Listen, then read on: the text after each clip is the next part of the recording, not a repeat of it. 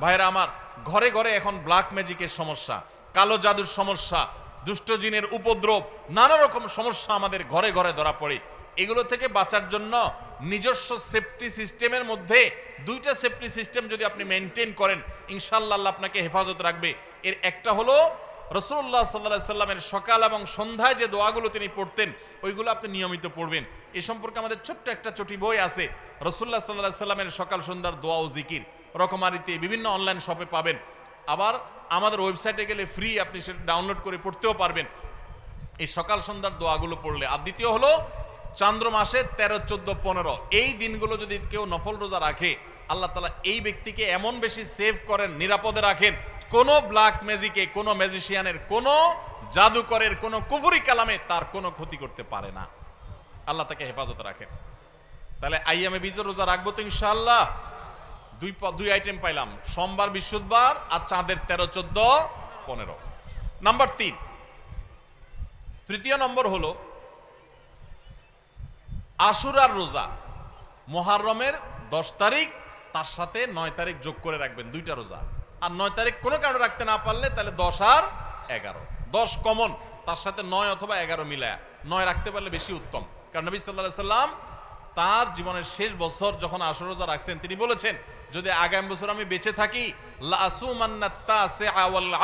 তাহলে মুহররমের 9 আর 10 আমি রোজা রাখবো। এই জন্য ওলামা ইকরাম বলেছেন 9 আর 10 রাখাটা বেশি উত্তম। তাহলে আশুরার দুইটা রোজা রাখা 3 নম্বর আইটেম হলো সোম, বৃহস্পতিবার, চাঁদের 13, 14, 15 আর মুহররমের 9, 10 অথবা 10, 11। তাহলে কয় পদ হলো? 3টা। 4 নম্বর হলো জিলহজের 9 তারিখ অর্থাৎ আরাফাত দিনের রোজা। এই দিনের রোজার মাধ্যমে আল্লাহ রাব্বুল আলামিন মানুষকে 1 বছরের পেছনের গুনাহ খাতা মাফ করে দেন, 1 বছর অগ্রিম আল্লাহ সুবহানাহু ওয়া তাআলা মাফ করে দেন। তাহলে এই যে আশুরার রোজা, এর পাশাপাশি আরাফাত দিনের রোজা অর্থাৎ 9 জিলহজ, সেটা আরেকটা আইটেম হলো। তাহলে 4টা হয়ে গেল, আশুরার রোজা, আরাফাতের রোজা, আবার চাঁদের 13, 14, 15 আর সোম, বৃহস্পতিবার, 4টা হয়ে গেল।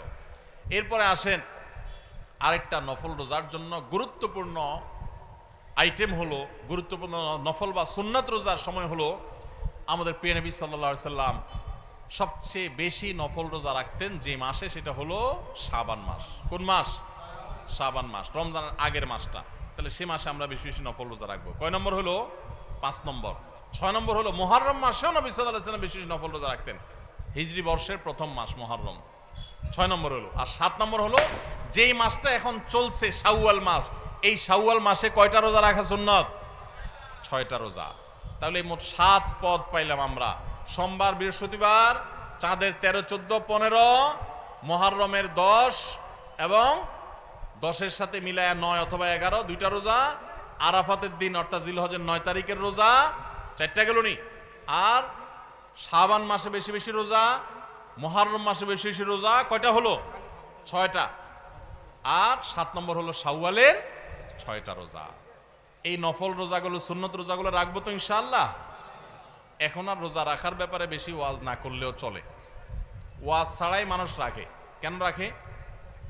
কারণ ডাক্তাররা আজকাল আমাদেরকে ফজিলত শুনাই দিছে যে সুস্থ থাকতে হলে রোজা রাখার কোনো বিকল্প নাই।